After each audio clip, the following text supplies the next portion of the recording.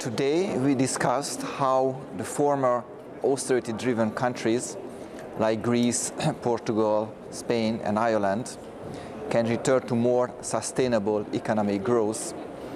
And the key message I wanted to deliver is that these countries themselves can do a lot, because what we see is that inequalities within these countries are much higher than in other parts of Europe, and inequality is a major reason why some of the people have really bleak prospects.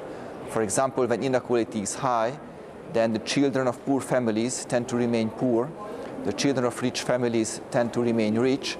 So even if someone is talented and hardworking, he or she doesn't have the opportunities to move forward, to have a better life than their parents had. So I think countries can do a lot. Also, when we look at the efficiency of social redistribution systems, what we see is that, especially in these countries, the efficiency is very weak. So even using the same amount of money, they can do much more and achieve much better results for reducing poverty and social hardships. While at the European level, I think little can be done, but there are also a couple of things Europe can do.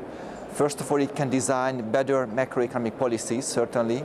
It can set better standards for social regulations, so that in all companies in each country have to comply with. And certainly it should also, I think, aim for a much better investment program than the current European plan offers. We discussed alternative policies that can put Europe back to a sustainable development path.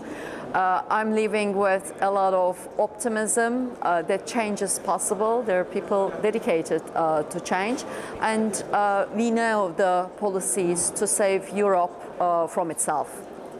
Europe's foundations based on neoliberal economics is crumbling. The way out of that is a coordinated policy mix combining concerted effort for public investment in our physical and social infrastructure, policies to increase equality for a wage-led growth, and more progressive tax policies. The combination of that is the mix that we need to achieve full employment, decent jobs for men and women, and ecological sustainability in Europe. Today's event was very interesting, showing that austerity is going to a dead end.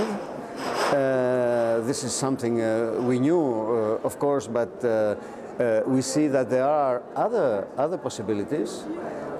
We can have alternative policies, and for this, we must stop the austerity procedure and add more involvement of public investment and public institutions to restarting, in the case of Greece at least, the economy, and in other countries also, and assuring environmental, social and economic aims.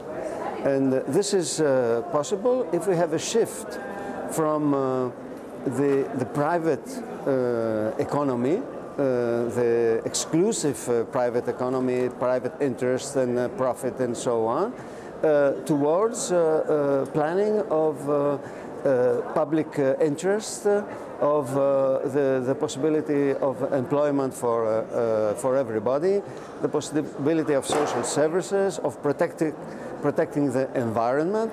And this is the interesting discussion we had today, trying to see how in various countries with various cultures and various histories can come together in Europe in that direction.